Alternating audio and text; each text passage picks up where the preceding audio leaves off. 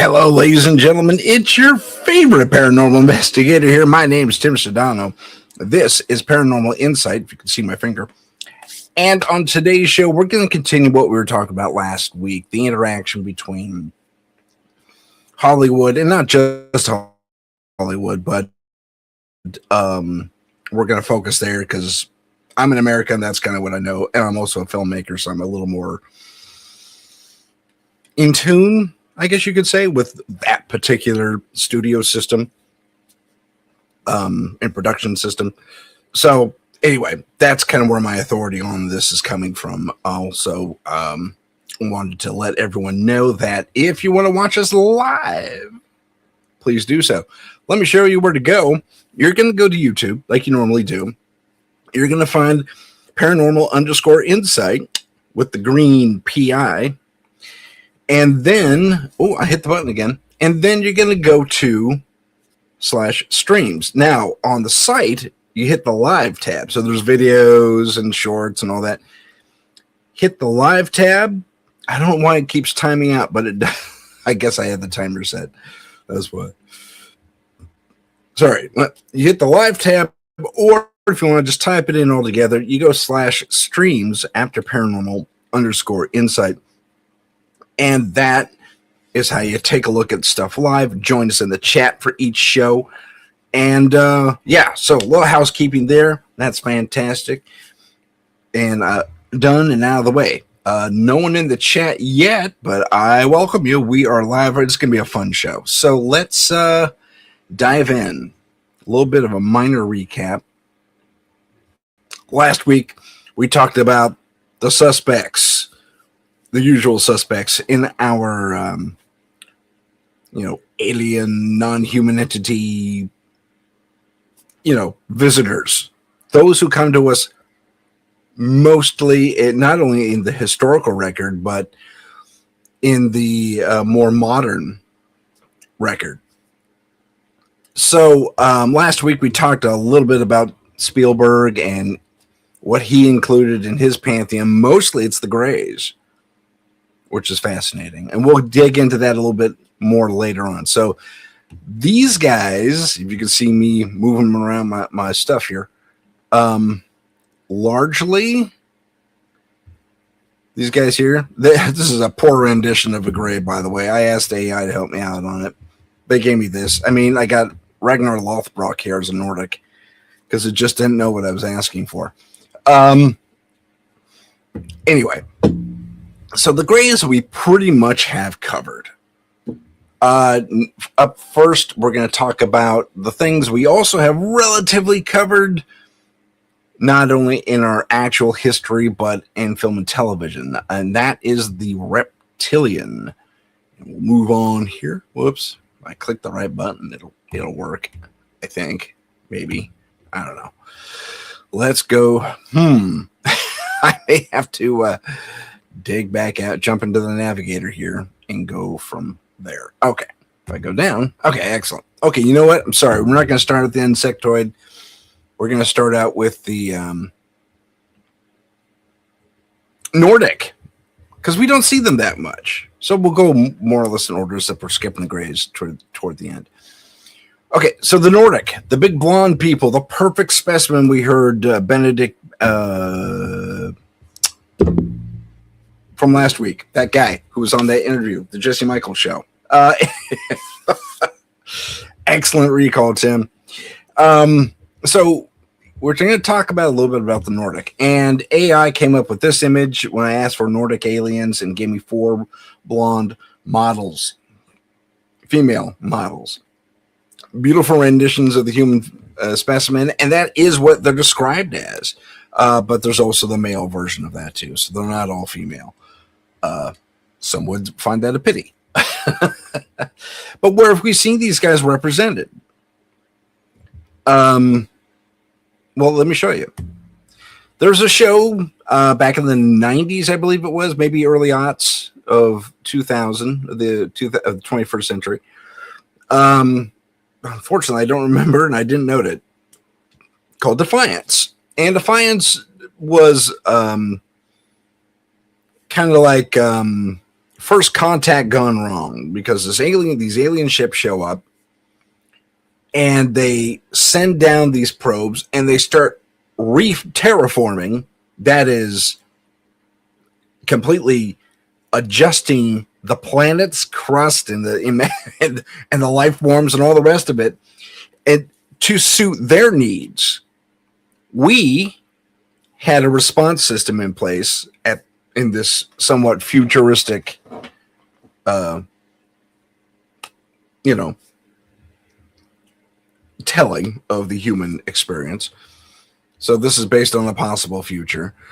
We shot these ships down, stopped the terraforming about halfway, but it doesn't matter. The entire Earth was sent back to the third world, various colonies of these aliens, and that's what they were. They were, hey, Heidi's in with us, woohoo! And much love from California too, Heidi, and myself, of course. So anyway, Defiance was this kind of quasi post-apocalyptic thing, the apocalyptic portion being brought on by these would-be colonists that were kind of shot down and forced to crash land and live among us instead of us living among them. Now, you will notice these people over here, indicated by the red circle. These are called the Castathans. Interesting backstory on the aliens. There's another alien right here. We didn't really get into her that much. She's kind of, her and her people are kind of like Klingons without the bumps on their head. That's pretty much all you need to know. And then there's human survivors here. Some are more in league with working with the aliens. This guy over here led a rebel kind of a thing to get rid of the aliens and send them home. I think she was kind of playing both sides against the middle, and she ran like a brothel kind of, I don't know what the hell to call it. But anyway, our focus is on the Nordic types, and here we have those folks over here. They were called the Castathans. Now, in my personal estimation as a film writer, and if I'm going to be completely and totally critical of this show, the name is what got me more than anything. Castathans. Because they operated on a caste system. Now, that in and of itself is kind of silly. However, if you dig into the would-be lore of actual Nordic types who have roughly this kind of look to them, although I don't know that they're wearing a quasi-Midwestern garb, per se. They're kind of like more in robes kind of a thing. I think they've been described as that. Pardon my chewing. I'm a little hungry still. So these Castathans had a caste system which echoes what the actual Nordics had been reported to have in their society. They have a caste system, and they believe very, very much, according to reports, and that I'm talking about the real ones now, are reported to be very much also, following a caste system of some sort, and they're very, very, very, very, very, very much in line with following rank, including military rank. So these various peoples here of the Castathan race, you'll notice some of them had red hair. They were noble kind of slaves. They had a nobility to them, but they were still kind of in service to those who held higher station, which is this guy right here. And then there were the religious leaders. They had these Spartan-like masked fronts here. You can see half of one there. Those are kind of like priests of the whole thing, or I guess if you're going to call it a religion, you can, but it followed more of a council of ethics and mores and morals. which you could say, oh yeah, Tim, that's a church. You just described it. And I was like, well, yes and no. The way they had it laid out was a little bit different. These are kind of a cross between priests and police, if you will. So it was very much it was a nice design, but now here we get into the conspiracy portion of this whole thing. Was this Hollywood telling us without telling us? For my money, yes. I think so. Because, if you listen to the whistleblower reports on these guys, we're talking about virtually the same creatures. We just happened to put them in a situation we didn't think they could really adapt to. And that's half the problem. Throughout this entire series of Defiance, there's an overwhelming, and this is kind of where the rebellion comes in, there's an overwhelming need for these aliens to reassert their dominance. And they were kind of the leaders of all these different alien groups that came in these huge ships. And they came here because their planet was destroyed, I think, by a natural calamity, something like a nova or something like that. So they gathered up everyone in their system. They completely colonized their own little solar system, as I recall. Grabbed everyone up as much as they could, packed them in as super tight as they could, warped over the Earth and tried to turn Earth into their planet, basically. Mutated some of our animals. Wolves suddenly had 8 feet and stuff like that, but they were still wolves. But they were bug-like. It's weird. They had this insect base to their animal structure. Anyway, I digress. When it comes to the people themselves, the Castathans, poor naming on my part. I'm sorry. They could have come up with something way different. And if they're going to impose a society that's actually out there, come closer. Come closer, I say. Maybe Castathans is closer. I mean, it's so on the nose to being a people that follow a caste system. That's my largest complaint. But, again, I guess I digress. And I want to add one more thing. There were, I think she was the mayor. Julie's name escapes me. She was like the insider. She was playing both sides against the middle, so she was following the current law and order types, and she was also kind of giving the rebels inside information. This was the police officer. I think they called him it was like constable or something like that, like Odo on DS9. But he was the chief or the sheriff or what have you of this town, of what was left of, you'll see it back here, the Arch of St. Louis, what was left of St. Louis. Basically, when the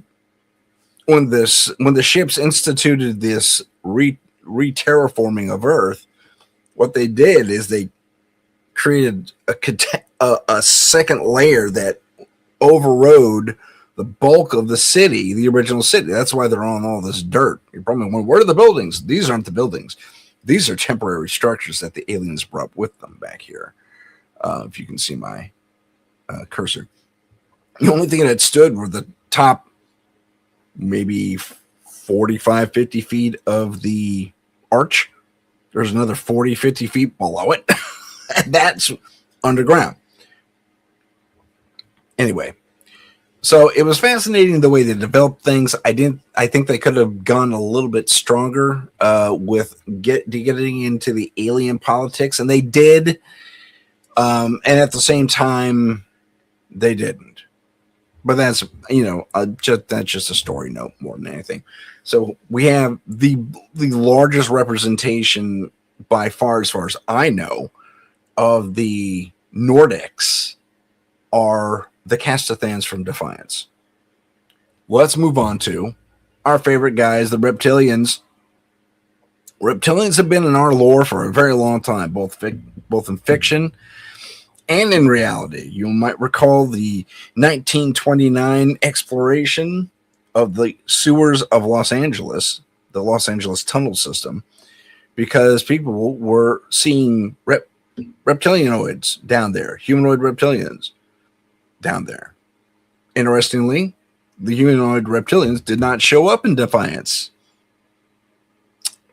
At least not to my knowledge. These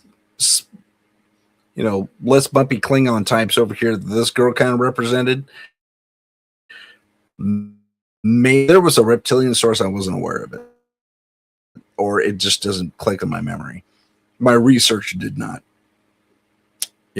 fully didn't include reptilians. So getting back to reptilians, so 1929 tunnel system reptilians. The reptilians have been seen throughout the LA basin, really, mostly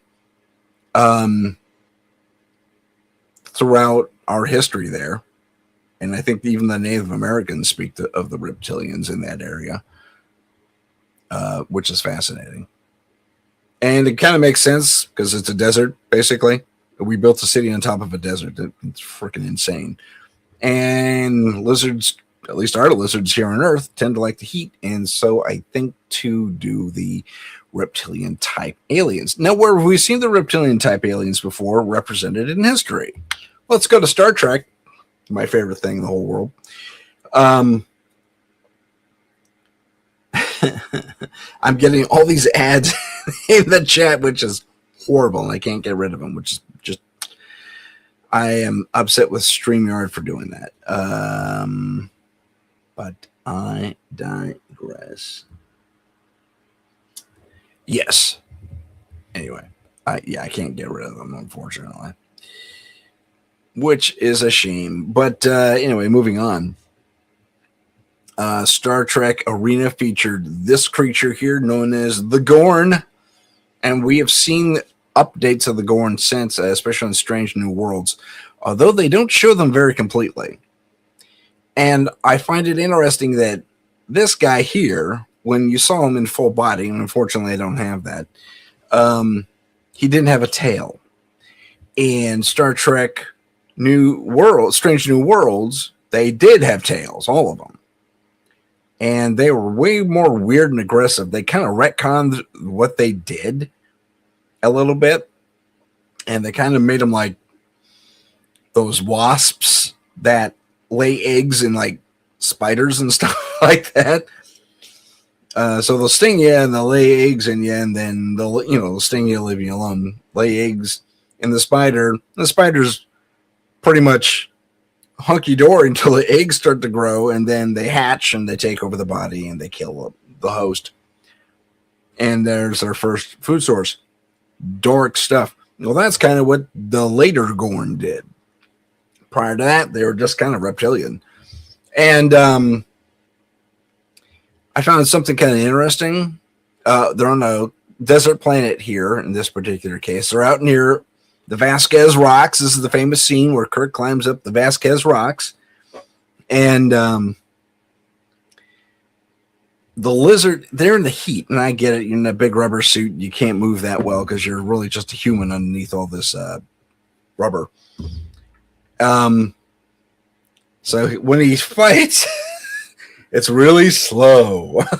And he's slow and clumsy, but he's super strong. Like he can lift a boulder over his head like nothing doing, like no one's business. Excuse me. So, this is one of our first looks at a reptilian. Let's see what else we got. And this, again, is this telling us without telling us? For my money, yes.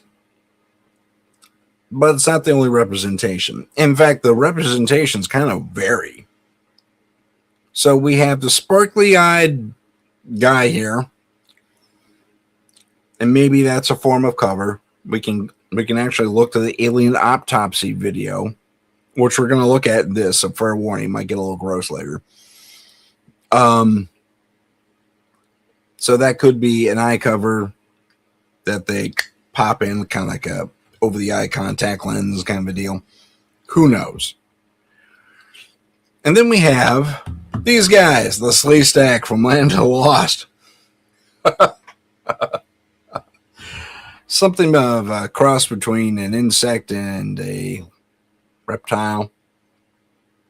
These guys, or Kermit the Frog. I mean, look at the frills on that. That's kind of weird. Kind of looks like Kermit the Frog frills to me. Maybe that was an inspiration. I couldn't tell you about that. But these particular guys also, interestingly, were super freaking slow. They were in a really heated environment. They like being near volcanic activity where it was really warm. This is all taking place underground, and they all went constantly. At least the Gorn had a language. You know, just the voice actor playing him gave him a little bit of I don't know, agency, a little more agency. And then they even later on in the Star Trek episode here, they had translators that could talk to each other in English, and they did a really good job because they had underneath the English was this kind of hissing voice that really like S's a lot. And they talk kind of draconian like this. So I thought that was kind of fun. But underneath it was, just kind of mumbling Tasmanian devil kind of stuff. So that was kind of fun. And for those of you who are just listening to us, I went back to the slide of the Gorn. Okay, let's look at the sleeve stack again with the single horn. Also, slow moving in heat, which makes zero sense. Although I get it, they were in rubber suits, man. That was, just good. I did one day as a character at a theme park. Never, ever, ever again. It triggered a form of claustrophobia I don't want to even talk about. Anyway, I digress. So the sleeve stack was interesting, but not really. It was just a kind of basic bad guy. And so was the Gorn for that matter. Although the Gorn was I'm sorry, I'm going to go back to Star Trek real quick. So the Gorn in the arena anyway, it's the first and last time we ever see them in the original series. And that's what this image is from. But the Gorn said, well, listen, you're on our breeding planet. You just set up a shop there. You killed most of our hatchlings that hadn't hatched yet. And this is all unbeknownst to the Federation. So the Federation sets up this outpost. So they start bombarding the outpost. And they kill just about everybody. They even fake a message to the Enterprise when they show up to get them down there so they can kill all the humans there too. But it was a defensive action, we later learned. They were just protecting what was left of their young. I found that very interesting. And I imagine there's probably some truth to it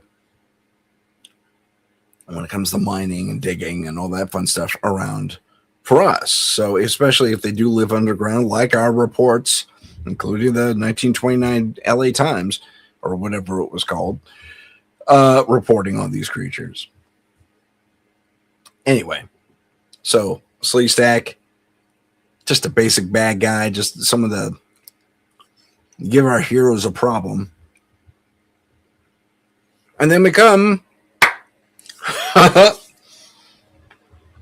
to V, which I found it was super intriguing, especially back then, because especially when they had all these beautiful actresses playing all these reptilians, and mind you, we didn't know they were reptilians initially. So when the visitors, that's what V stood for, visitors, show up, they are kind of like the guys from what's that called? That show where I'm drawing the blank. It's like Alien Habitat, Alien Mind, Alien something. Alien. Oh, that's bugging me so bad. Anyway, um, they show up in the ship. They're refugees, and they have a,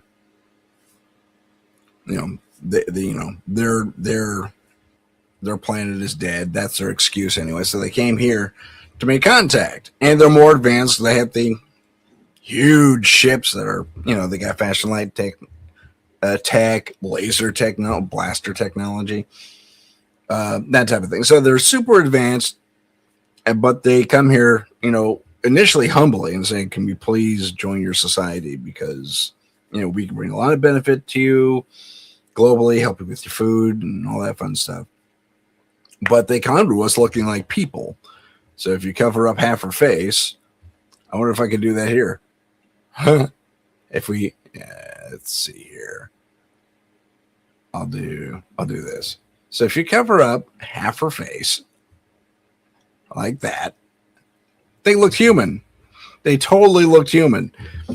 And then, because this is rebellion that says, "Oh, it's too good to be true," and suddenly, all these visitors are getting the best of everything. It's like even the elites are kind of ticked off. They're getting kicked to the curb as they do their thing. So they're kind of making waves, and the governments are going out of the way to kind of appease them because they have all this advanced technology. And they really want to make friends, and they really want to get their hands on that tech. And it's kind of a slow process. The visitors, and I don't think we ever get their actual names, or maybe we do, and I just don't remember. Eventually, it's revealed that they are really reptilian, and that this human guise. Let's see. Nope. Human guise is undo delete. Okay, there we go. This human guise is, well, just that. It's a guise, and no one knows why they didn't come forward with this. And they have this really lame excuse, and it's kind of on point, but not really. In that was that we noticed that you tend to be afraid of anything that's not like you, so we put on this disguise. Okay.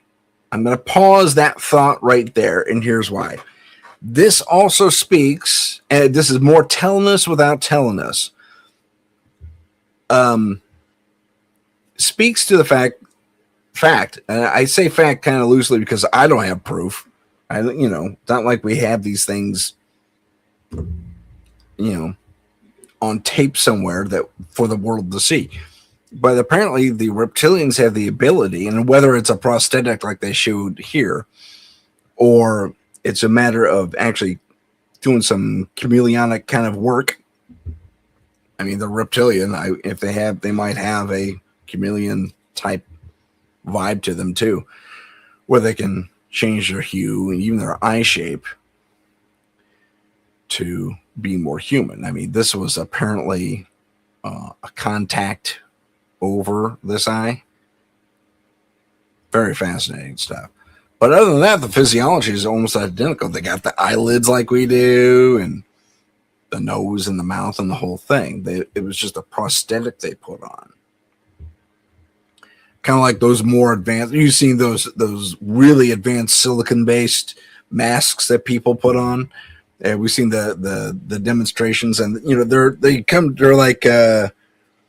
what are they called? I think they're called busts, rubber busts, and the line of the thing goes under the shirt and everything, so you can make the neck and the head and everything else look exactly like whoever it is you're wearing. Size of one's head notwithstanding. And it would be indistinguishable from the real thing. Well, she gets hit by someone. I think someone acts out in public, and her entire face, side of her face, gets swiped away, and we get this in the show. This was a limited series. This is 84, which I think was a superior one. I mean, effects notwithstanding, this was pretty cool. So it still speaks to the reptilian ability, whether prosthetic or natural or even hypnotic, to change their appearance. And we've heard that report a lot. So I think maybe they're telling us without telling us with regard to that. Now, we haven't seen a reptile. This is 1984. This is 1974. This is 1967. I went backwards for those of you just listening. So if you're looking at these different types, we've had 84. I think that's the last reptilian we have on screen, with one or two exceptions here and there. I think Star Wars had a reptilian guy for a while. Star Trek does once in a great while, but like the dinosaurs from Voyager. But other than that, not really. And if they do have, Doctor Who had the reptilians who were dormant here for a while, but they're from Earth, but they're super advanced because they had 65 million years to get to a level that was, like us, like in this, creating civilizations and what have you. But anyway, the reptilian really hasn't shown up consistently as a character since about this era. And they rebooted V a while back just to kind of refresh the idea, but the story was stale. They didn't really change that much. The actors changed. That's about it. Let's talk about the next people. Some say people. But the next, I'll say people on our list because apparently they have a civilization and they're very advanced, called the insectoids. Now, mind you, these guys are all based on our lineup here is all based on the more recent David Grush statement in New Mexico. I think they're in your Dolce, in your Dreamland, actually, when they held this event to release it all. They don't none of this drip drop stuff when it comes to the tranches of various UFO information that they're letting go. Let it all go. So, and this is what he said: Nordics, Greys, Insectoids, Reptilians, and Plasmoids. So this is what we're following. Let me get back up to our insect guy here. So these mantis-like creatures, we also heard tell from the Hopi of ant-like people. I could see them making I could see the case being made that you can confuse ant people with mantis people since they don't have a lot of mantises out near where the Hopi live. At least I don't think so. So they kind of do resemble ants with the long antenna and all that stuff, and the mandibles and yada, yada, yada. So where did we see these guys in the pantheon of human storytelling? Well, okay. In more recent history, we saw this guy show up on a doorbell cam. Kind of creepy looking. He's got a nose and he's got teeth and big, big, big, big eyes. Everyone thinks, it's a chihuahua that got mutilated or something like that. Yeah, maybe. But I maintain that they look a little more like the Xanthi Misfits from the Outer Limits.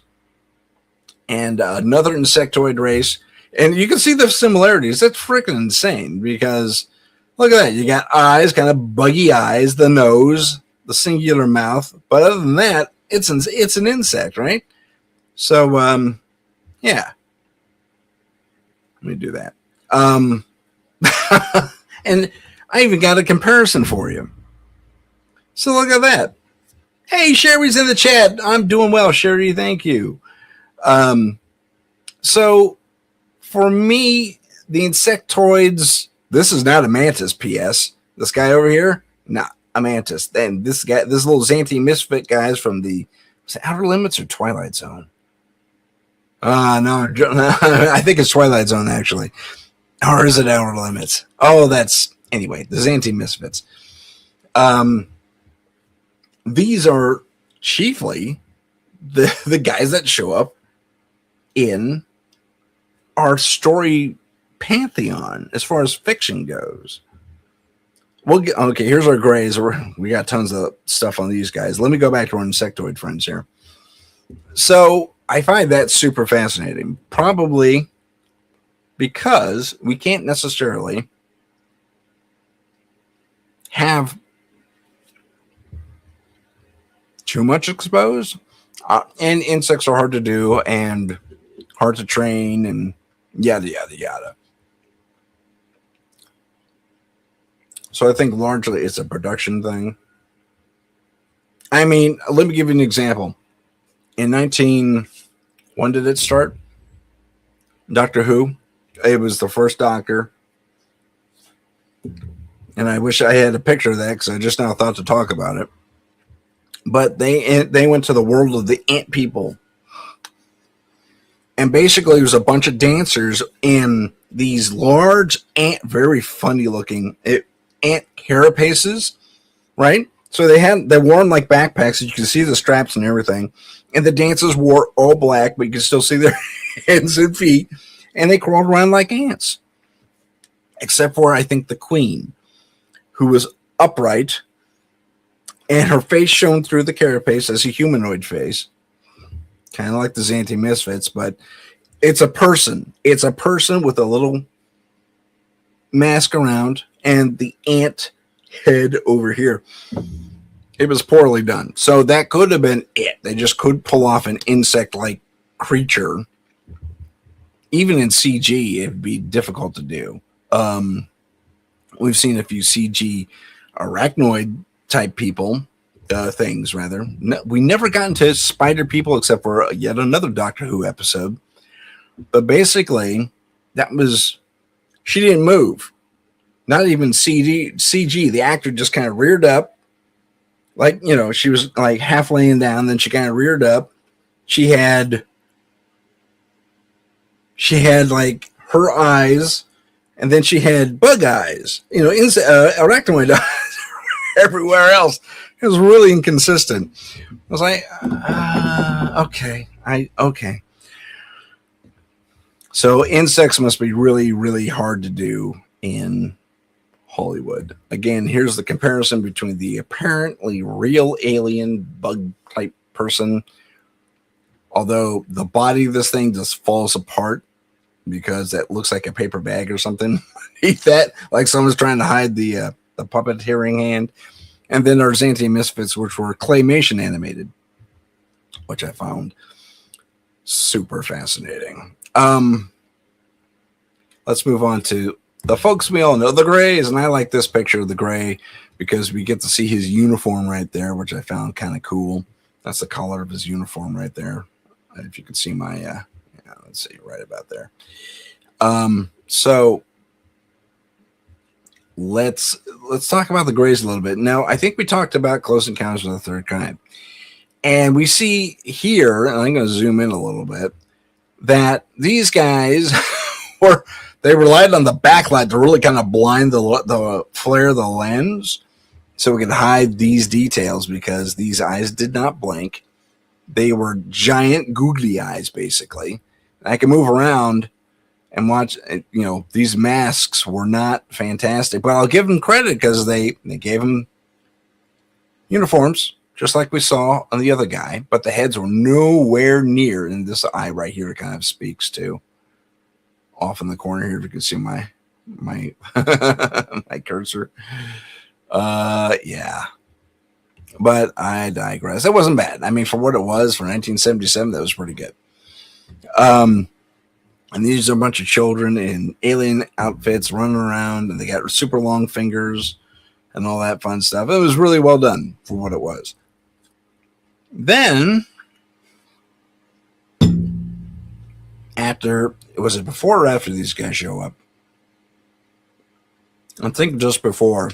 This huge, spidery looking fella that looks kind of like them, but he's gigantic. It's like a daddy long legs with 4 legs.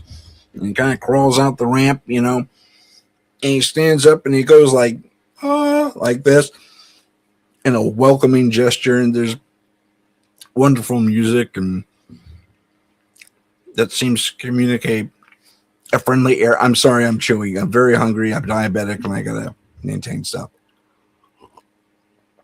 I'll pause for a bit, but it's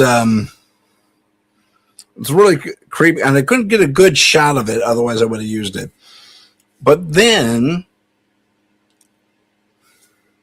when he comes out, there's a massive, and I think Spielberg's gone on record as going, this is just insane. We just couldn't pull it off. So we had to make him stubby all of a sudden. He just kind of whoop changed. And he looked like this. Kind of has the long thing going, but if you saw the full bot, the creepy long limbs going. But if you see the long shot of him, he's got stubby little legs. Whereas before he had his big, long legs, gangly legs, kind of like his arms here. And so he comes out, he does the hand signal thing with that Jacques Valance like character. And that's what it was supposed to be. It was supposed to be Jacques Valance. But he does the hand signal and right? And he repeats it, and then he goes back in the ship, and that's when all these guys come out. And oh no, check that. That's when all the people who have ever been taken since 1950s, whatever it was, and before, up till the current day, including the little boy in the movie, whose mother was played by, and it escapes me. Anyway,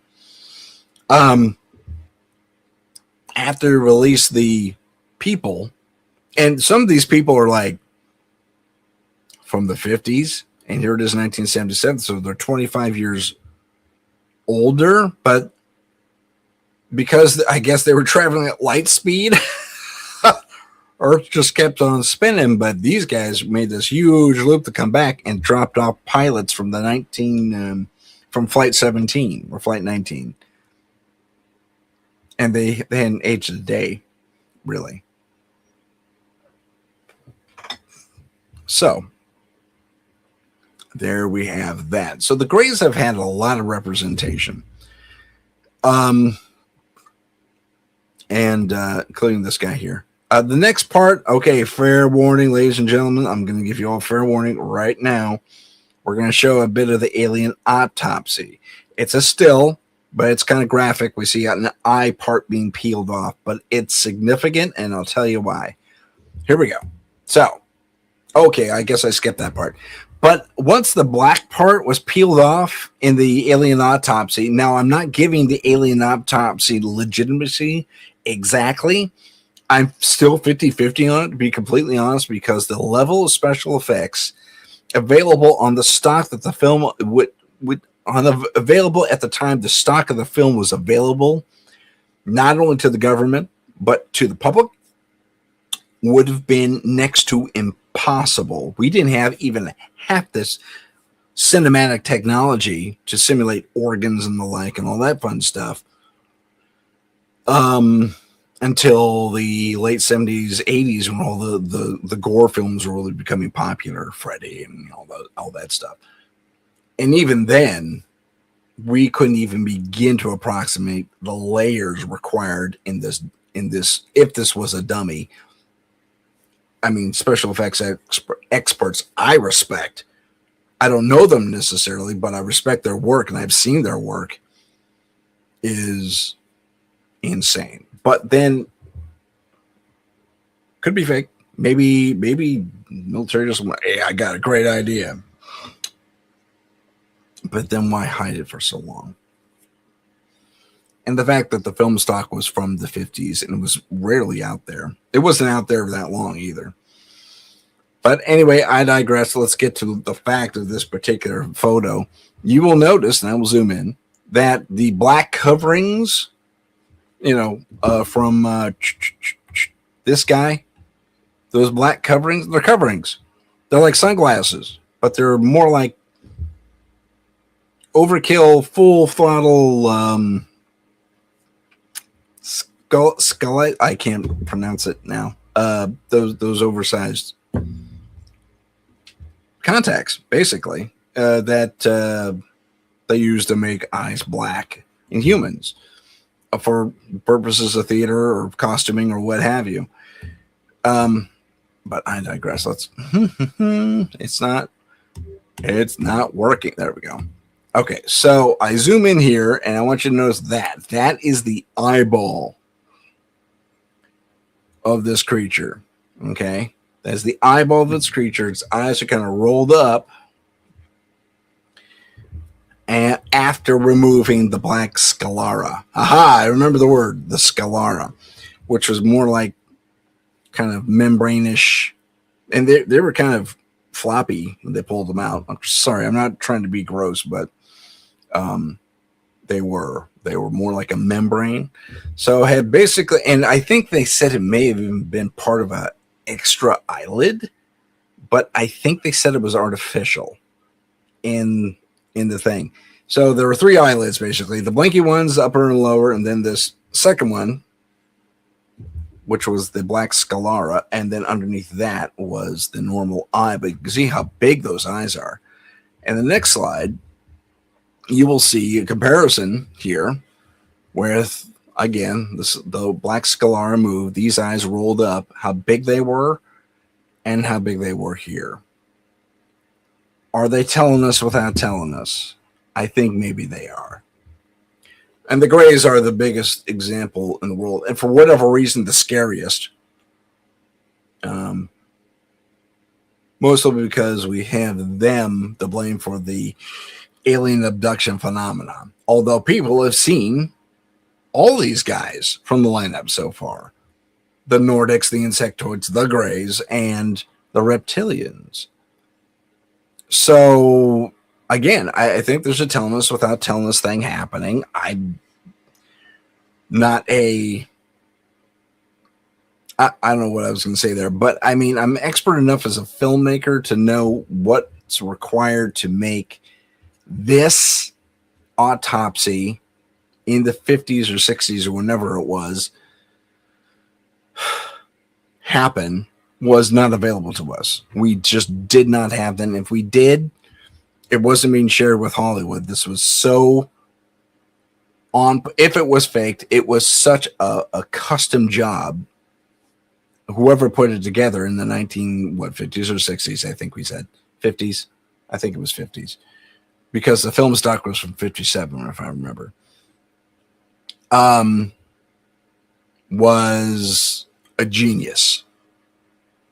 30, 40 years ahead of the game when it came to Hollywood special effects. So take that with a grain of salt. But I want you to see they didn't use the sclera here. They just used the giant eyeballs, which kind of matches this right here. So telling us without telling us, I think maybe so, although I cannot confirm that. Okay, up next is insect something. I don't know why that's there. We get rid. It says insect for some reason. I don't know why, but ignore that. I want to talk about the plasmoids, and then we'll talk about some other stuff in a little bit. Now, we don't see a lot of the plasmoids. Not really. Not when it comes to film and theater, although we do. And I have a couple examples to share with you about that. Actually, I tell you what, we'll get into plasmoids in a little bit. We're going to take an early break, and we will see you in just a little bit after these wonderful announcements. See you in a few. This is the United Public Radio Network, 107.7 FM in New Orleans and 105.3 in the Gulf Coast. UPRN talkradio.com. Esoteric programming at its finest. Long ago in the ancient world, the Trebus Omnes Lux, later known as the Tridents, were celebrated heroes, defenders of humanity against unspeakable monsters. Today, they continue that sacred duty in secret, hunting the dark evils that lurk just beyond the shadows. They are the Trident of Light,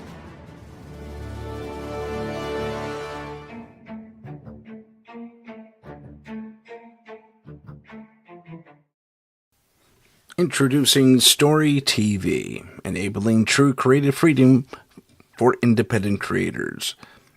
Search an ever-growing library of fantastic festival winners, including Blaney Tucker's Ghost and the Monster Hunters of the TOL.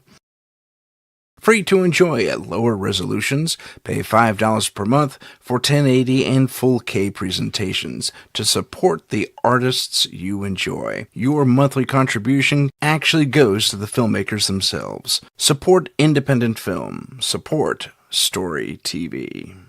Check out our Patreon. Get deeper behind-the-scenes insights. Also, tips into being a better paranormal investigator and other fascinating content. Follow us on Instagram at paranormal.insight. Stay informed on upcoming shows, see what paranormal trends we're following, and help us reach 50,000 followers by liking, following, and sharing. Don't forget to follow us on YouTube at paranormal_insight. Click the Live tab to see our latest videos.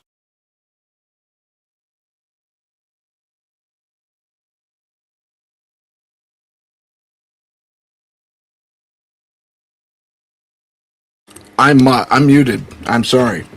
Welcome back to the show. It's me, Tim, your favorite paranormal investigator. Sorry, finishing up a piece of food here. And we're back. We're going to talk more about Are They Telling Us Without Telling Us, the Hollywood conspiracy, and yada, yada, yada. Yep. I got that note. Thank you, Heidi. Audio was blank there for a sec. My apologies for that. Also, if you do hear a whining in the background, thanks, Heidi. I got a fan going because it's really hot here. So my apologies for the noise contamination. But let's get back to our look. And we're at the fifth character in our lineup, which is, hold on, let me see if we can go back there real quick. Okay. We're in the fifth character of our lineup, known as the Plasmoid. Now, the Plasmoid is kind of interesting. This is a creature with intelligence. I should say entity more than anything. An entity with intelligence, but without physical form. They're pure thought, pure energy, as Mr. Spock likes to say a lot. And we haven't seen a lot of examples of these creatures in the pantheon of the human experience as far as storytelling goes. Although we have heard a lot of things regarding orbs. I wasn't a believer in orbs when I was first starting out in the paranormal investigation biz. Not at all. I thought it was dust, and people were just throwing a lot of personal things. Oh, and see how the dust ball moved left to right and hovered by me as if it were my long lost grandmother or something like that. And it sounded ridiculous until I had my own first experience with an orb that I did not see, that was not visible on camera, live, but it went on this investigation. We were doing an EVP session, and this thing flew in, went through my back, came out my stomach, and then went through my forearm and out the other side. We watched it happen. You see me responding with an edge at one point, and it was just a freaky thing to want to see on playback. It really was. So orbs with regard to hauntings, and even orbs with regard to space phenomena, we've seen that reported by astronauts. Strange orbs were following the ship. Strange orbs were around me in space. Heidi has something to share. I found my own experience. Move intentionally, or respond to questions or trigger items. Move. Some I found in my own experience. Some intentionally or Some move intentionally. I can't talk. She sent a little correction.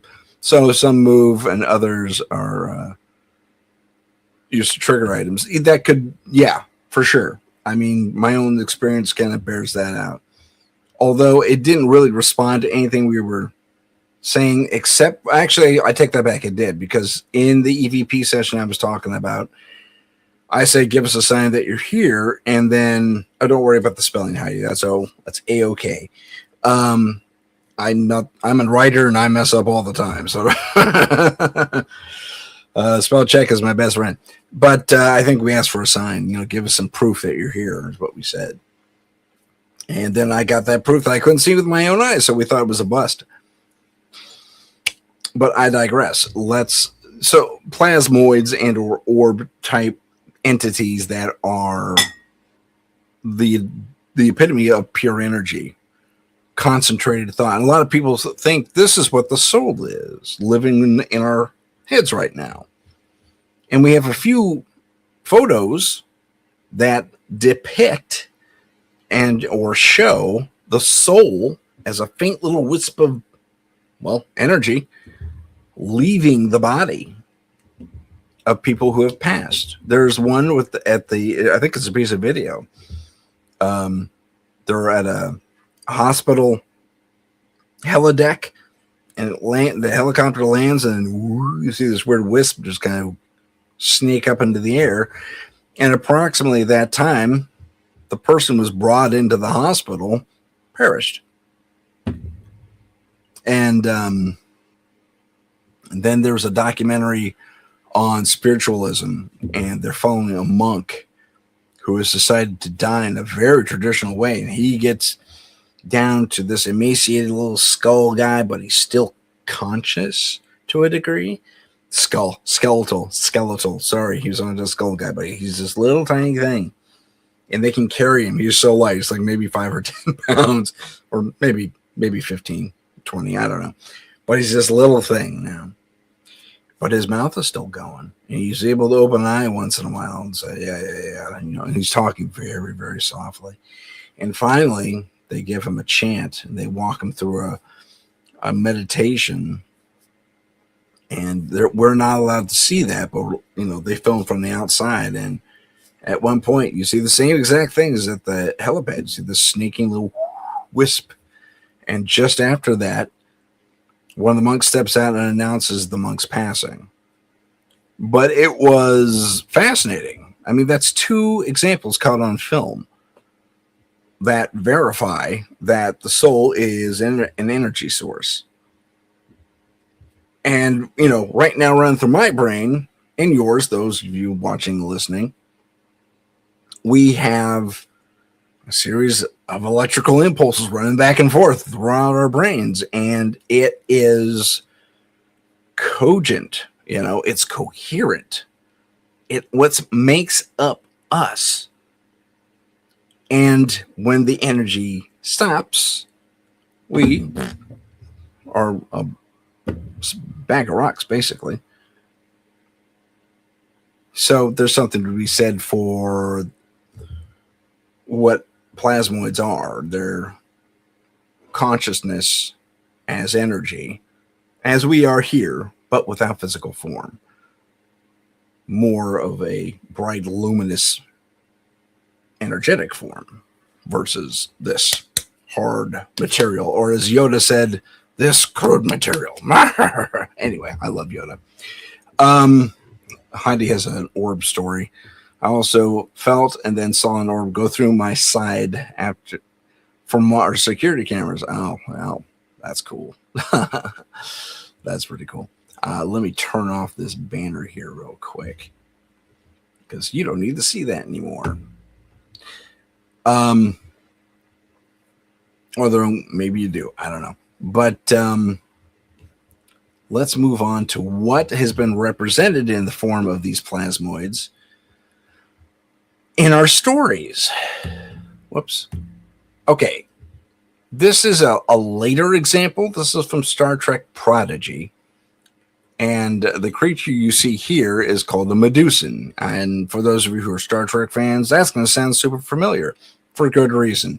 In the original series, a Medusan was this entity, energy, very much like they show here. Here. That's what that ball of energy is in the window of this construct she's walking around in. Zero's a female. There's a female overtone to her anyway, voice. And, excuse me. But in this casket looking thing that it opens and then it closes, and that's where the Medusan lies. Now, in the original series, they said something interesting, which I think maybe had to be, as far as the effects go and the practicality of the application and the fact that we were dealing with 60s television, couldn't really be pulled off. And that is that the Medusans were said to be so ugly and because they're without form that they were hard. It was hard for anyone to process who they were and what they looked like. They later became just balls of energy, like you see here represented here. So the Medusan was retconned a little bit, but because it was a formless, basically humanoid that was sitting in this box, so no bones, basically, just slabs of skin, maybe an eyeball poking out here.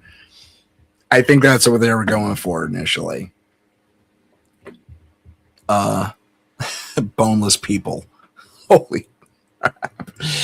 Oh man, can you imagine that? Boneless people on television. We've seen it in cartoons maybe a couple of times, but I think maybe, I don't know about muscle tissue either. No bones, no muscle tissue, really. So maybe just organs, if that. I don't know. They didn't really go into detail. They said they were formless. And they were too ugly for most creatures to face, except for Vulcans, who were trained in disassociating themselves from their emotions. And Mr. Spock was.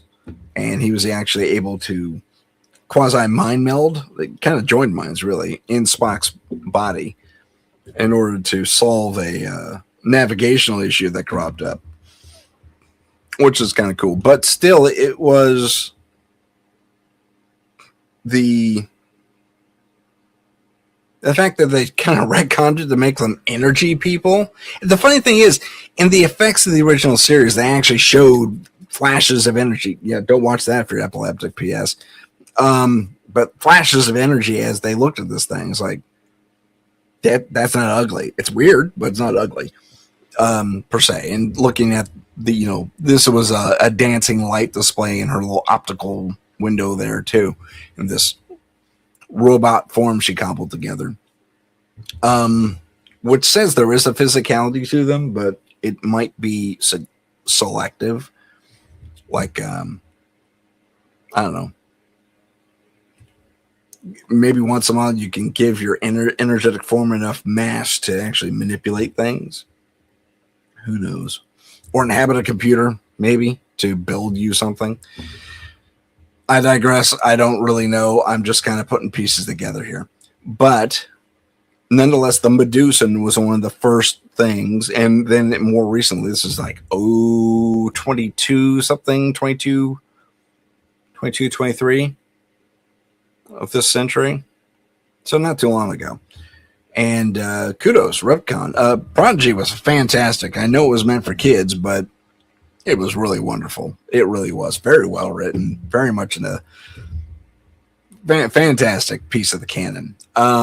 We got to see Janeway as an admiral later on in her life, and Chakotay, and a lot of the Voyager crew came back. It was fun. It was a lot of fun.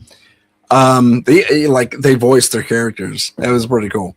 So, and then we see these guys. What, Tim? That's not a plasmoid. Well, if you watch Babylon 5, you knew about the Vorlon.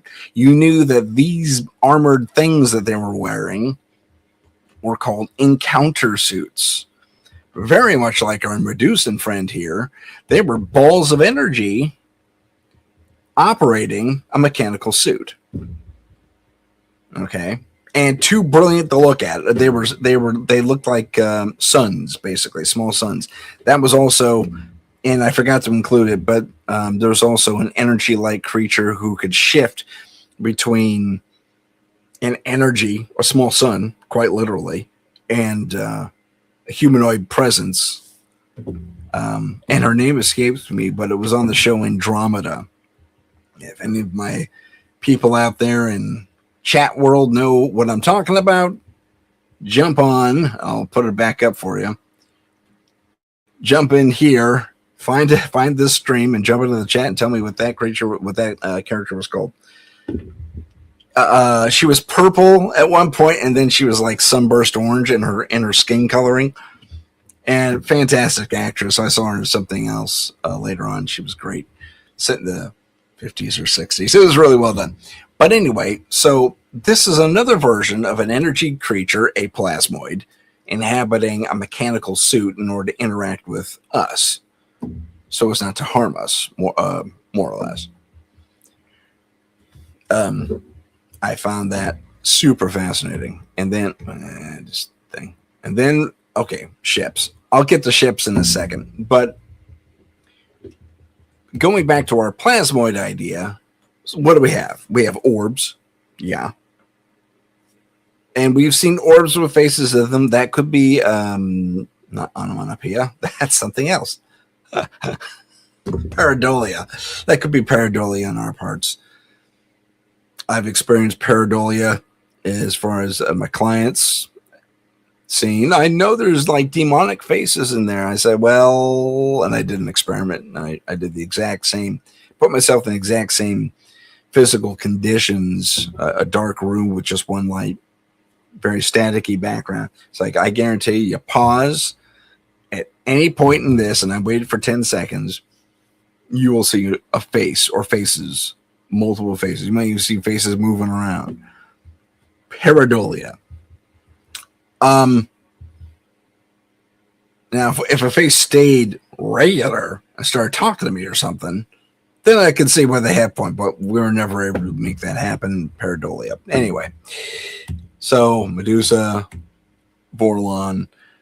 If I'm skipping into in the character from Andromeda, Gemini was the character's name, but I don't remember the actress's name.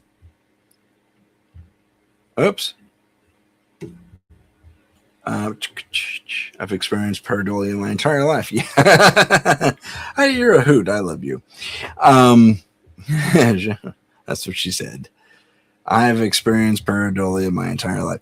It happens, man. Well, that's how we're built as humans. We're built to see faces, even in camouflage. It's a survival instinct, and that just kind of shows you that we haven't evolved beyond such instincts, which I'm kind of glad for, to be honest. But for example, the plasmoid creature doesn't have such instincts anymore. They're plasma. Nothing can really hurt them, per se. Unless they get degaussed. That could be painful, I imagine. That's just a guess, though. Okay. So let's move on to another piece of the conspiracy connection in Hollywood. And that is the flying saucer and or starships in general. Again, AI generated image you're looking at here. I told it to find the most common flying saucers and show me a picture of them all around Earth's orbit. Did a pretty good job. And here's a chart from the 60s, 50s, maybe the 70s of reported starships. And if we compare this to this, I got a lot of them pretty close. I mean, I'm actually impressed with AI's ability to grab this image and do a pretty good job with putting together the usual suspects. But this is what actual people have visualized and seen for themselves as far as craft go. And there's variations on the theme. There's the hat type fellas here, up here, especially the sombrero. That was kind of neat. And you'll notice they're from Ontario to France to Gloucestershire to Norway, Trent, USA, Brazil. I mean, they're all over the place. So that one's pretty cool, actually. But a lot of hat ones, a lot of kind of, I don't know what you would call that. It's almost like a pie tin. But there's a real pie tin right there. Classic saucer, two things put together. Hawke's Bay, New Zealand. They're from all over the world. Sao Paulo, Brazil was this big one. Santa Ana, California. I think I remember that report.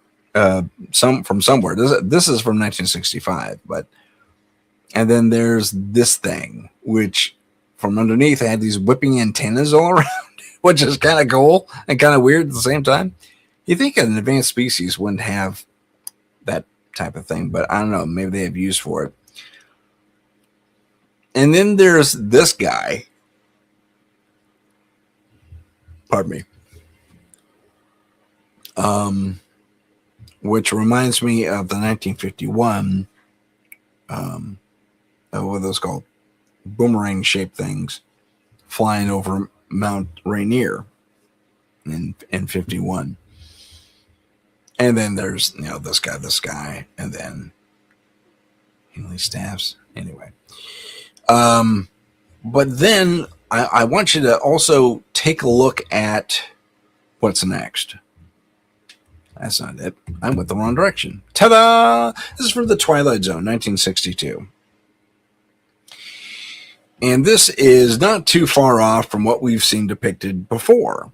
If you're going to use something that people have actually seen. It'll add that much more fear because this thing was all over the newspapers back then. They didn't have the internet for the public. But this is from a episode called Invaders. They colorized this, which was a mistake in my personal estimation, but it wasn't bad. But this flying saucer here, you'll notice this is the size too. This is legit. So they built this saucer, and then this woman walks into her attic, and we see the saucer. And she looks underneath it, and it kind of looks like, I'll go back here, this guy. I'll zoom in. This guy kind of looks like this guy. Not with the rivets here, but basically it has that underneath part right here, almost identical. And hold on, let me get back to this. So she looks underneath, and I think I talked about this last week too, but she's being attacked by these little astronauts. They're basically wind-up toys. You know those wind-up toys? They walk like too funny. Well, they've described the little wind-up stem as having a radar scan, a little radar system on top of it. I wish I could show you a better picture, but I couldn't find any online that were worthwhile. It was really funny, though. It was really funny. I found it hilarious. Because they even cut off, the little spokes it had for balance when they walk. They cut off the little spokes. And so it walked, and it was a little unstable. But they built a stop, so it would go like that, and it would fire off this little pew, pew, pew, little laser gun. And she'd get these little welts when she did this on her arm. And it was really fantastic. And finally, she gets ticked off, grabs a rock or something.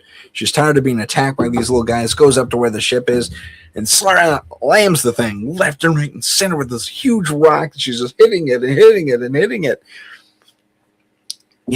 She's essentially a middle-aged woman. And then we get the other side of this very saucer, and it says United States Air Force with a little flag on it. I think there's a saucer number 2, like saucer number 1 or something like that.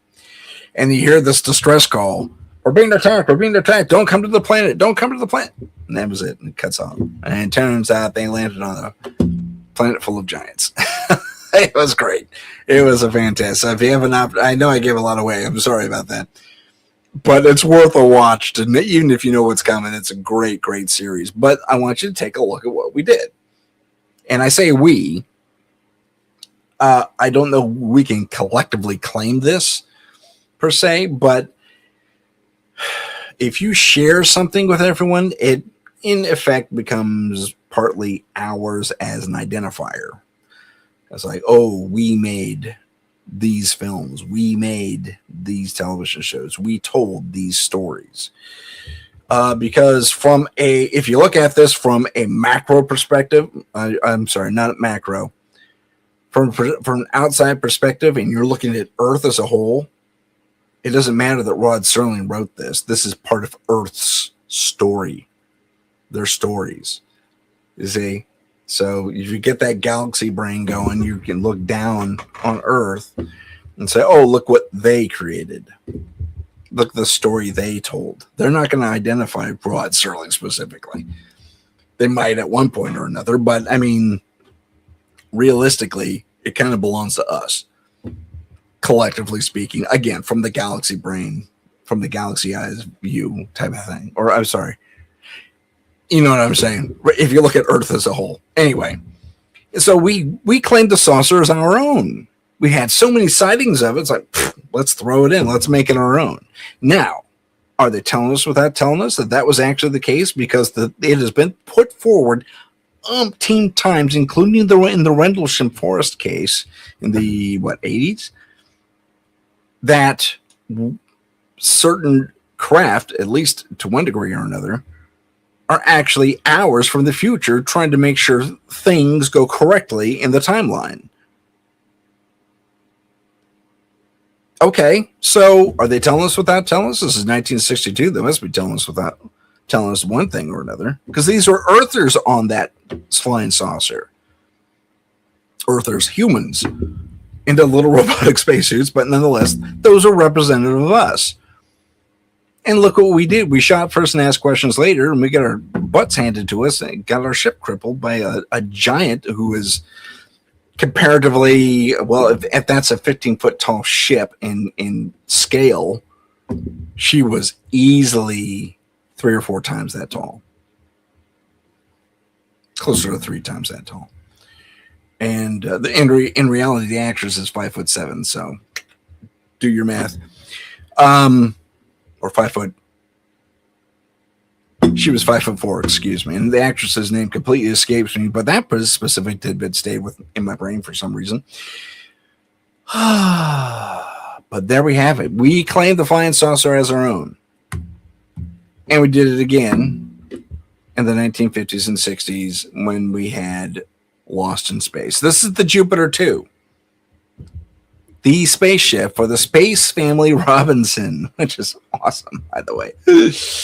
Who didn't love this? They made this the launch vehicle in the remake of the film series remake, which was bull. I know you want to make things sleeker and faster and new and yada yada yada, but there's nothing wrong with this ship. It's a little cornball looking, but you know what? Let's go back. It kind of resembles some of our vessels, like this one a little bit, like this one a little bit. Kind of resembles this one again a little bit. This one for sure. You know, we duplicated. Ladies and gentlemen, we duplicated what we saw in the newspapers, in the skies, in the reports that these people generated who actually witnessed these things. And we put them in our stories. Because we knew them. And we did something very interesting. We made them ours. These are Earth vessels. Again, are they telling us without telling us? I think maybe they are. I don't know about getting lost in space per se. That's probably entirely possible, but well, it is entirely possible, especially if anyway, your robot goes nuts and knocks out your navigational system. Anyway, I digress. Suffice it to say, I was a fan of that show too.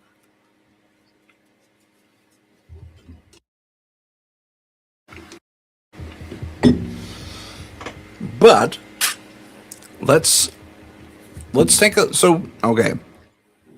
Flying saucers. By the way, the Twilight Zone did not get rid of this flying saucer. They use this thing and a few others like it for numerous episodes. Most of them flown if not all of them flown by people, humans. We were flying these things around in the Twilight Zone universe. Same thing here, Lost in Space. Humans were flying these things around. We knew how to build and fly flying saucers. Practical. Are they practical? Yeah. They go virtually in any direction. Okay. They're not fighter jets in space, like the X-Wing, for example, which I have no problem with. Love Star Wars. Love the design ethic. Ethic? I like the designs. And even their non-conforming designs, like the TIE Fighter. It's a big H in space, but they made it work. They made it terrifying. And if you want to get really like insider and kind of somewhat conspiratorial in its own right, if you take Star Wars and you take the Millennium Falcon and you look at it from the top down, it's Spock hands, kids. It's live long and prosper. Okay, here's the bridge of the Falcon. Here's the split front. Millennium Falcon. Someone was a Star Trek fan in the Star Wars universe, and that's unconfirmed, I might add, but I have a strong suspicion that's the case. Let me get back to the slideshow here. So, saucers. We love saucers. We're making them our own. And then we say, you know what? We can make the saucers even more our own if we add a little something to it. And here we have the Tim Jeffries version of the Starship Enterprise from Star Trek. This is actually a fascinating little rendering here. You'll notice the photon torpedo bays down here and the squared off nacelles and stuff like that. This is actually the ship that was drawn and painted in the motion picture, the first Star Trek movie, on the posters. This is what it was supposed to look like. But then they surprised us all and completely retrofitted the entire Enterprise to make it look like what we would later know, what we come to know as the 1701A. But this was the actual concept. It's called the Tim Jeffries concept. And it was put in the poster. It was supposed to look like this. I kind of wish it had. But I guess I was overruled on that. Like, somehow. As a fan, I would have liked to have seen it this way. I thought, if you're going to put it in the poster, put it on screen. That's all I'm saying. Although I have no problem at all with what they did with the Enterprise. I thought it was a great upgrade and so on and so forth. But the Tim Jeffries Enterprise is always fun. But look what they did. They took a saucer. They even call it the saucer section in the films and television shows. And they put it on top of other pieces. An engine room or an engineering section, and then the warp drive nacelles. So now they didn't have to power everything so internally. And it gave you places to go, different places to go on the ship without being confined to a single saucer. And lots of round corridors. You can play with it a little bit. But and which is cool, I think. They did a very good job in creating a new type of saucer, basically. And now they have half saucers and quarter saucers and the wedges even, like in the Odyssey class. Don't get me started on Star Trek, man. I can go on for hours and hours and hours, especially when it comes to spaceships. They're starships, rather. I love everything about it. I play Star Trek Online. Probably shouldn't have let that one out there, but I do daily. In fact, after we're done here, guess what I'm doing?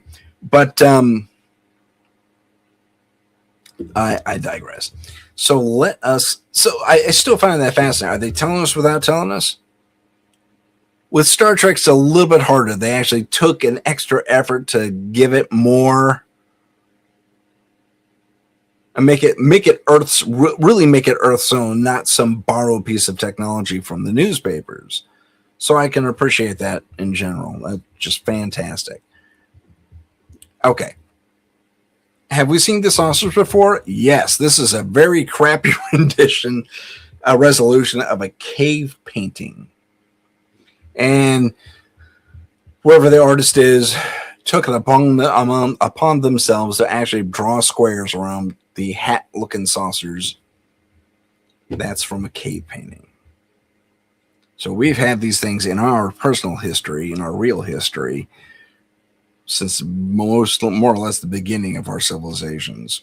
Even the ones that were living in caves, because they were civilizations. They were just primitive civilizations. And again, less primitive, but nonetheless ancient.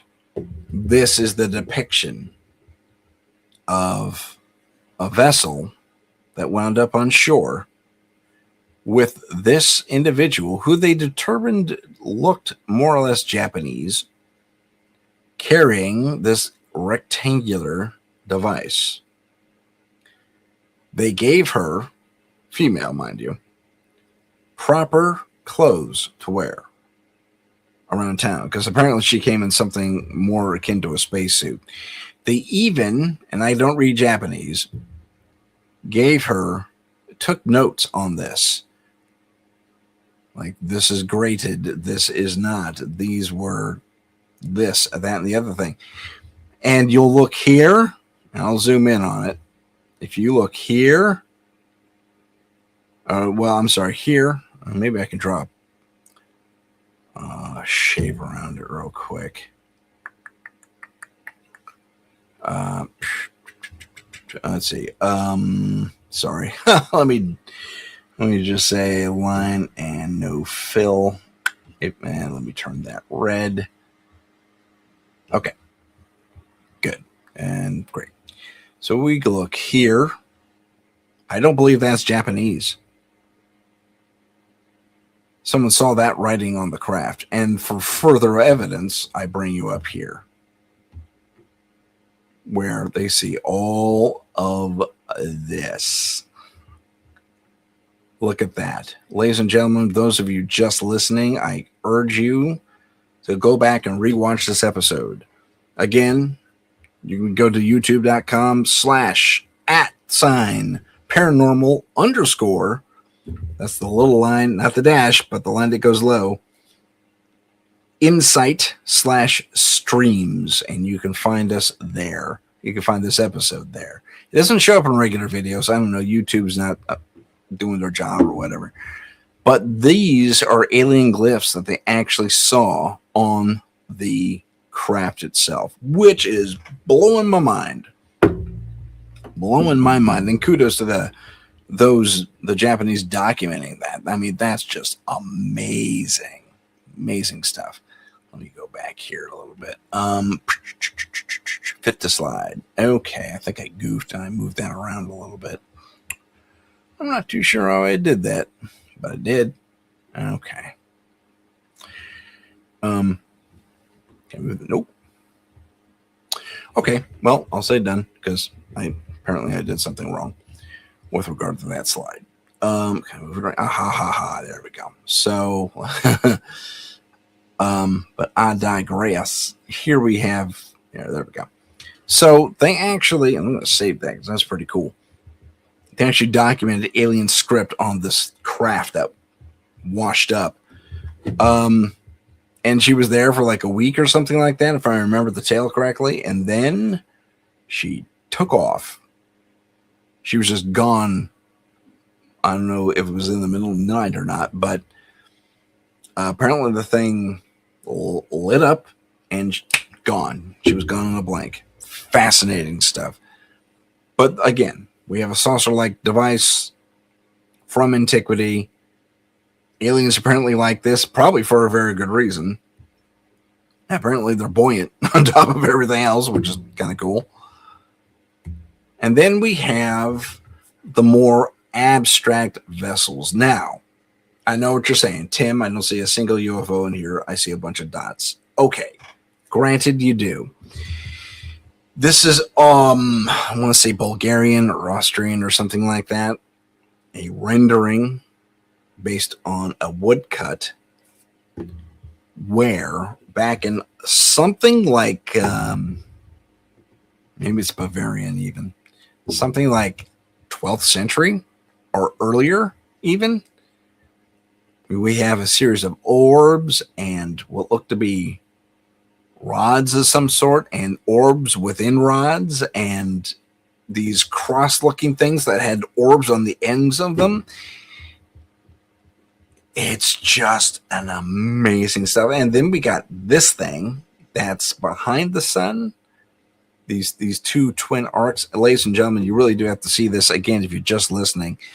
The name of this piece escapes me, unfortunately. Perhaps I should endeavor to find out the name. But toward the bottom, they have the town. I think this might be Bavaria now. I think they have the town. It's got two twin towers in front of its church. That could be a palace, but I don't think it is. And there's a town there. It's pretty, and it's so small in the lower left portion of this depiction. It might be lower right. I don't know if this image is reversed or not, but it took up 2 pages in whatever illustration this is. And, or at least it was folded at one point. And there's this huge black arrow-like looking thing. Almost looks like an oversized spear. Some might equate it to a Imperial Star Destroyer from Star Wars. But it's solid black with the exception of a couple white lines here and there. And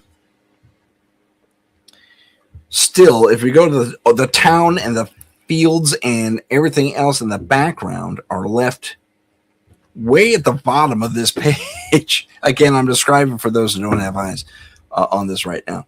And there's a church off to the right.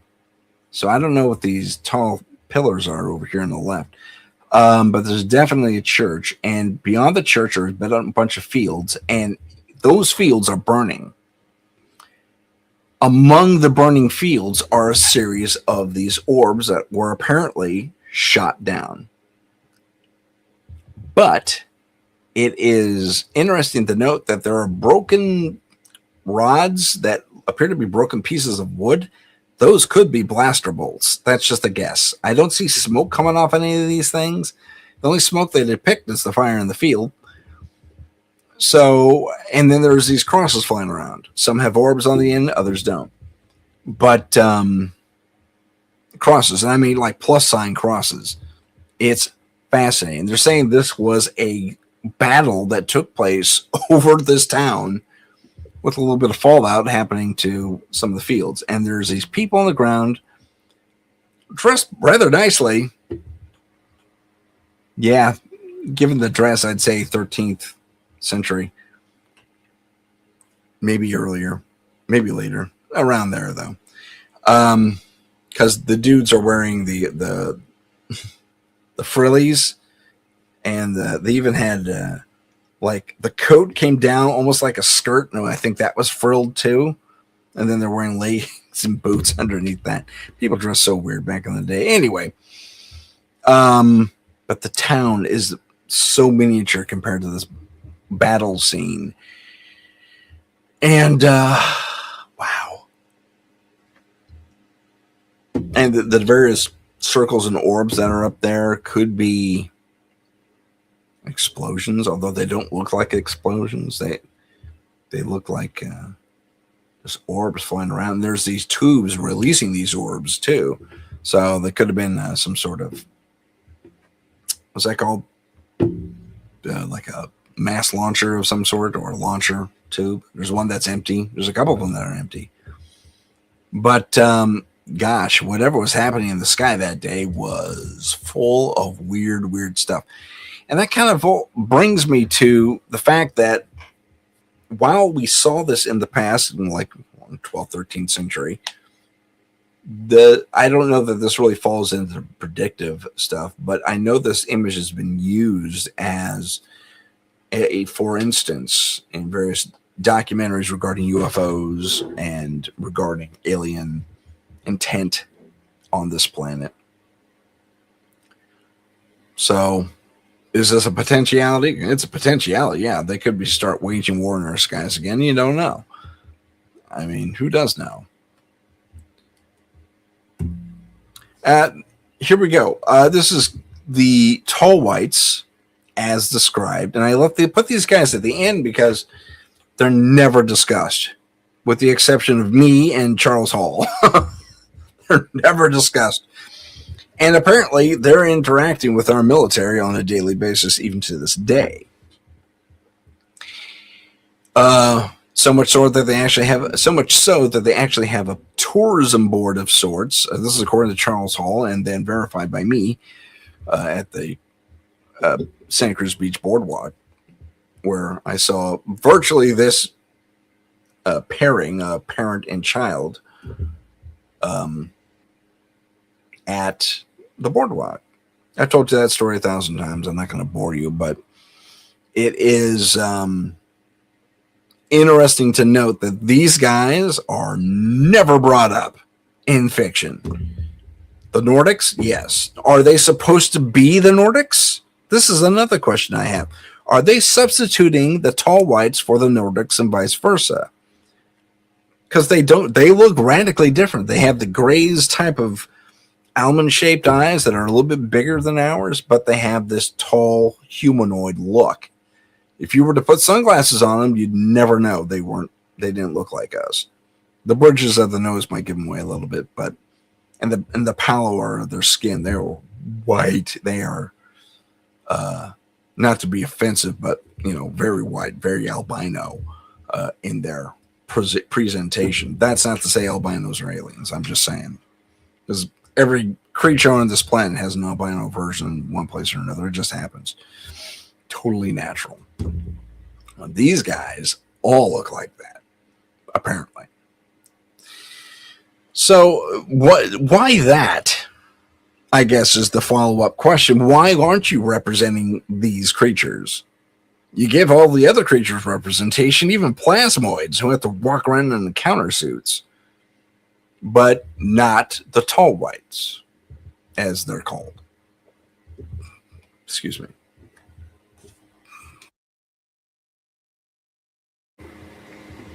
Worth questioning, I think. And I don't know why you wouldn't give...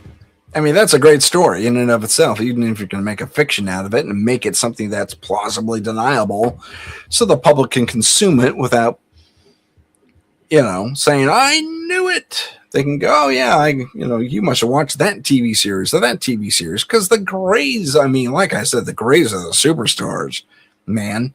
They've been in Stargate. They've been in Close Encounters of the Third Kind, and pretty much a Twilight Zone, later Twilight Zones, and pretty much everything in between. They were even on Supernatural, for crying out loud. And Supernatural doesn't have aliens.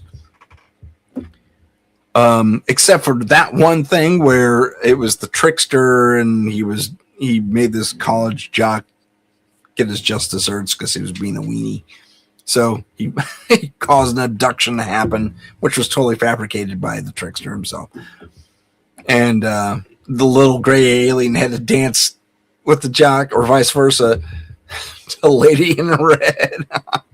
Lady in Red. I can't sing. Lady in Red, you're dancing with me. Anyway, it was pretty funny. Good stuff. Good stuff. But that is about the first and only time they'd ever showed up. But again, it showed up, and they went with the gray alien. Come on. Here's a picture. I think I skipped something in the insect thing. I'll go back to it in a second. But here's an interesting picture. This is from 1977. This is the workshop, costuming workshop for the Star Wars, for what they now call Episode 4. But back then, it was just New Hope. Beg your pardon. Excuse me. And these are the different headpieces for the various actors that wore the alien costumes, and they have everything. They got The blue-skinned, red-eyed, quasi, gray folk here. The flesh-colored, big-eyed, quasi-gray folk. This ghost face-looking guy here. I don't remember the dude with the black paneling here, but I remember the Cyclops guy, which is interesting. And then we have this triangle-headed guy here. And if you look real carefully, there's a big rat-looking thing. It was actually a bat. You see him go. He wants a drink from the bartender, and he does uppies in order to get it. And then over here in the corner is the goat guy. Again, if you want to know what I'm talking about, please go to youtube.com/paranormal_insight/streams or hit the live tab, and you'll be able to take a look at this episode and even skip around and all that fun stuff to the things I'm talking about. But it's fascinating that we still went largely with the grays type. We didn't even come. I mean, there's a Cyclops there. That's pretty cool. There's a goat man, which is pretty cool. You notice he has goat-like teeth. I think he even makes goat sounds and goes, meh. The giant batter rat. Are they telling us without telling us? Maybe. Okay, that's a spaceship thing. I think that ended up here on accident. But there's one thing I forgot to include in the insectoid thing. Oh, did it not make it? That's probably on me. Okay. Well, I'll tell you what I'll tell you what I'm going to do. I'm going to add it in right this second because it kind of deserves to be there. And I'm going to tell you about another insectoid that made it to the big screen. Because I said, that's it. And then it's not true because there was another insectoid. It was, see if I can find you here. Let me look for it. I'm so sorry. I'm talking, of course, of the film District 9 and the giant insectoids, and they even had little baby versions of them. Creatures that land from that ship, right? So, District. There we go. It didn't show up. Is it under something else? Might be under something else. Sorry, I got to dig for this. I don't know why it didn't make it out here, but it didn't for whatever reason. Okay.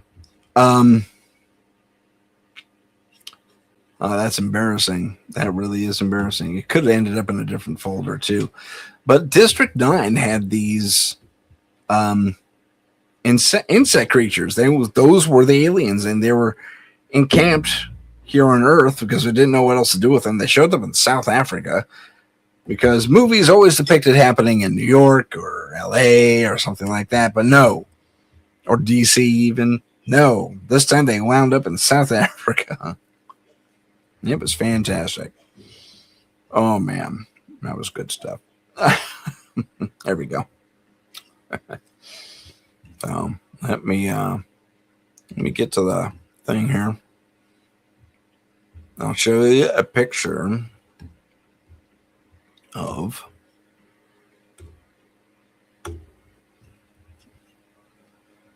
I just saw it. There it is. There he is. The so-called prawn is what they called them. Although personally to me they don't look a thing like a prawn, but whatever. The nickname or slur for them in the film was prawn. Personally, I don't see it. I see something closer to not a prawn. They don't look like a shrimp to me.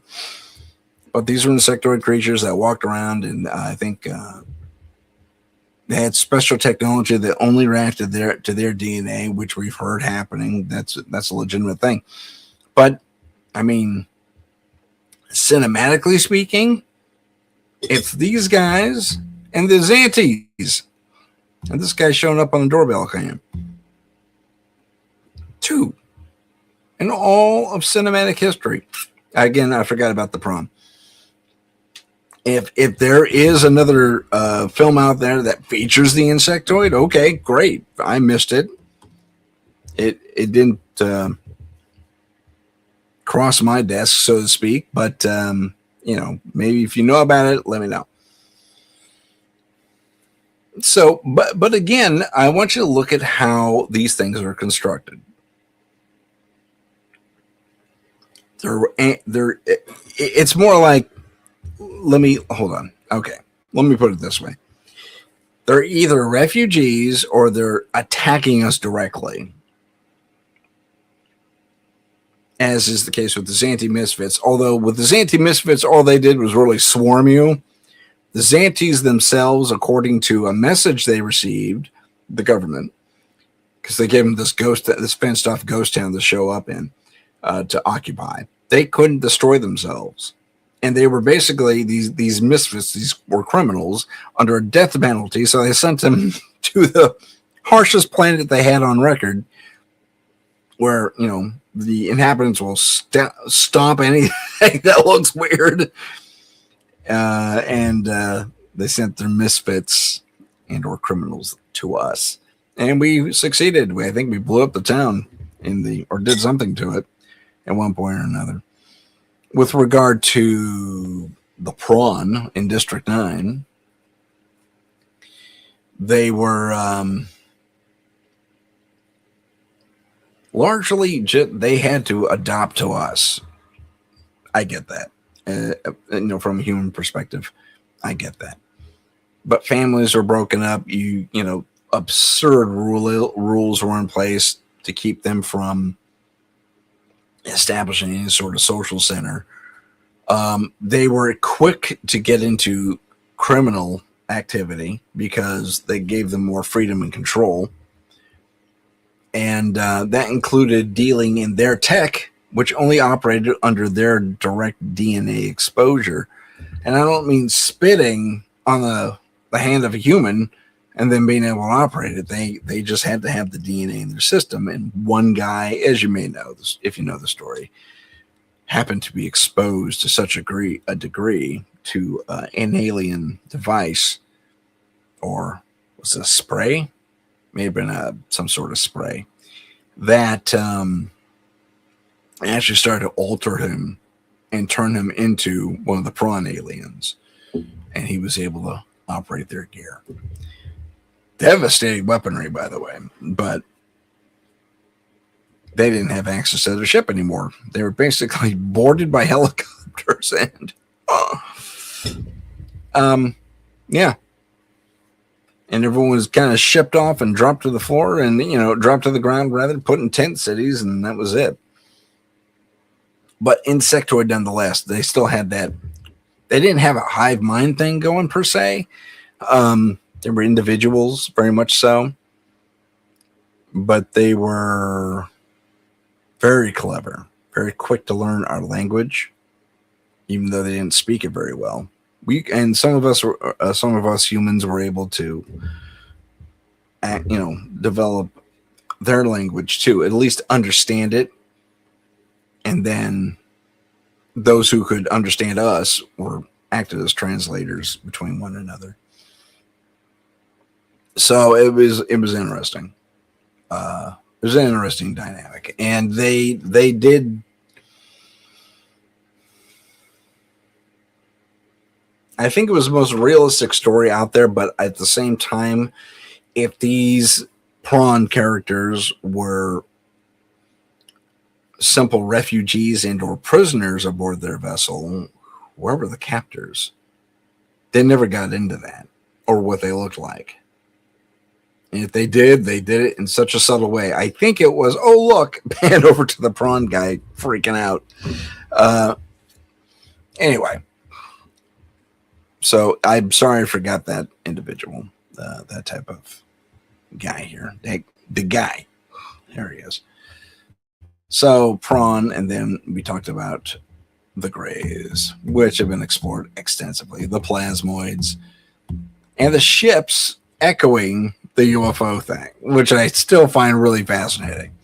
Jupiter 2, the Enterprise, to an extent. And they kind of, like I said, this is where the departure was.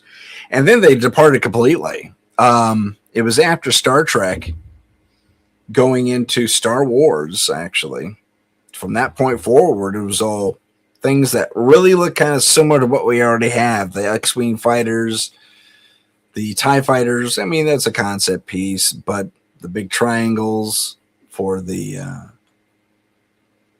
Star Destroyers, and then the Death Star itself, which was basically a giant planet, planetoid or what have you. Stuff from the past.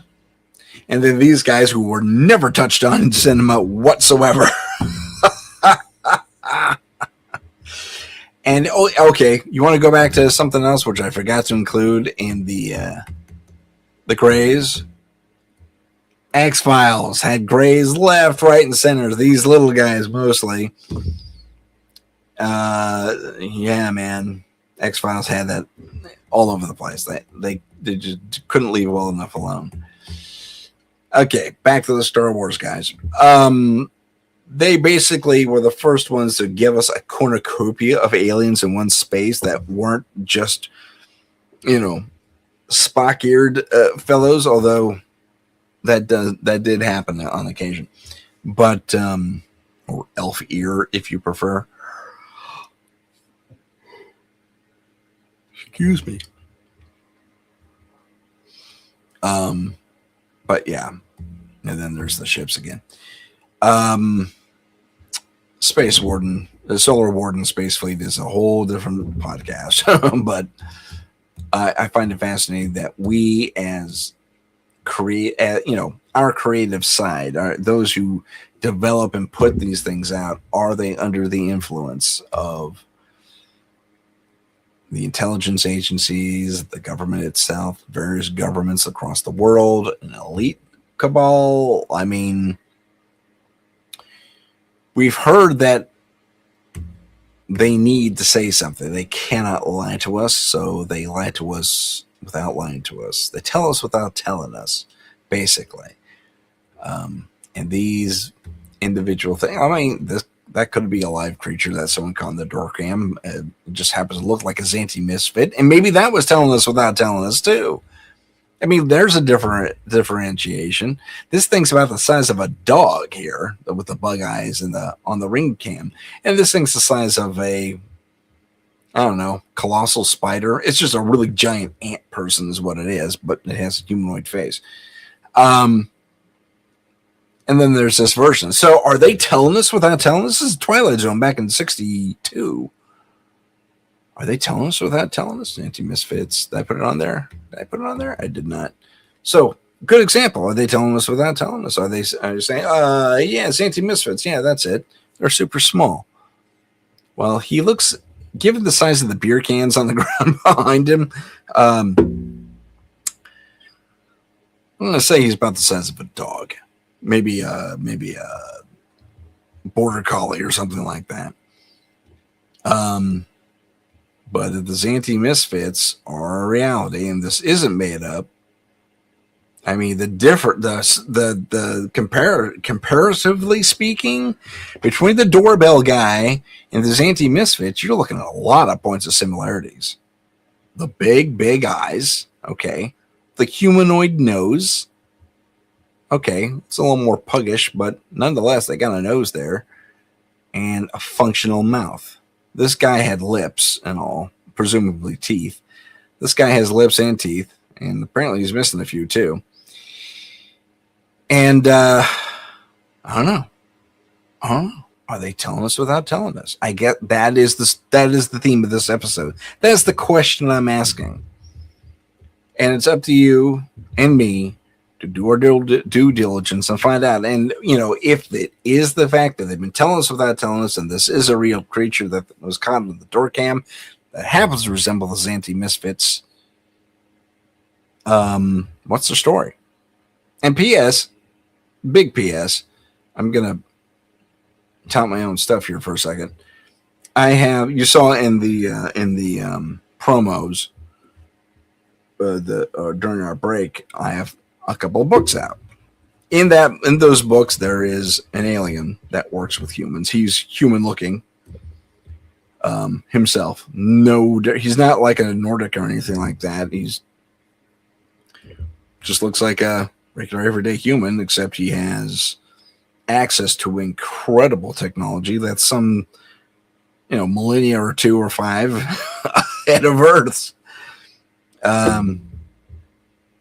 And he has a longer lifespan and a resistance to most diseases and poisons and stuff like that, just because they had to genetically upgrade themselves. P.S. We'll be talking about that in the next week or two. I want to talk about the potentiality of upgrading the human race and what that may involve.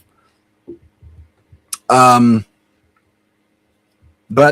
I kind of lost track of where I was. Oh, Heidi, where was I?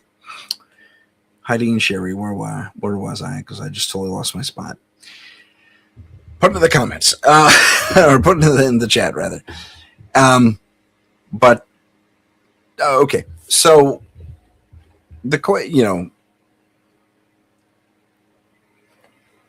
Oh, okay, I know where I was going. So in my books, this alien character was serving on the ship at one point before he was exiled to Earth for crimes he didn't really commit, but really did. But he didn't. It wasn't that big anyway. For crimes. Anyway, but on his ship, he served with a cornucopia of alien life forms that would make Star Wars Cantina look like tea time at the local bakery kind of a thing,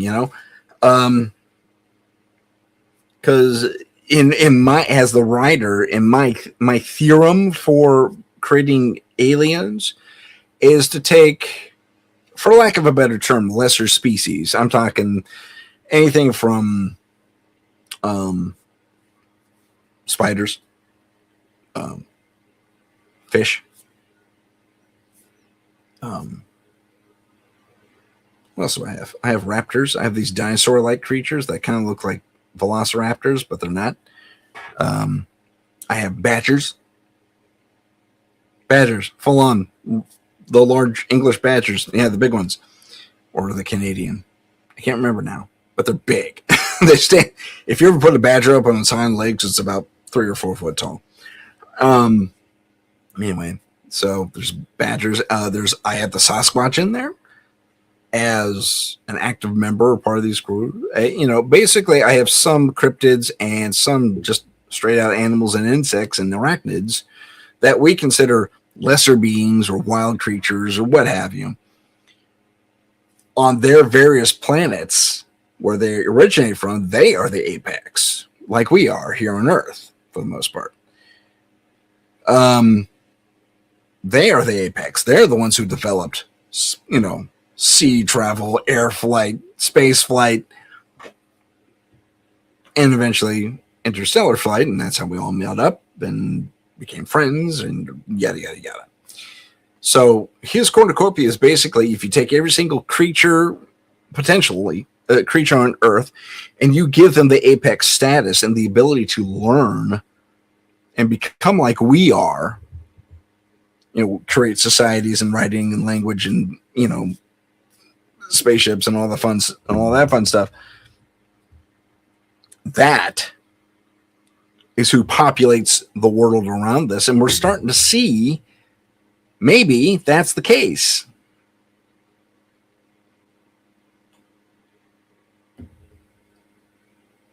And I'm not even trying to tell you without telling you, because I just use my imagination.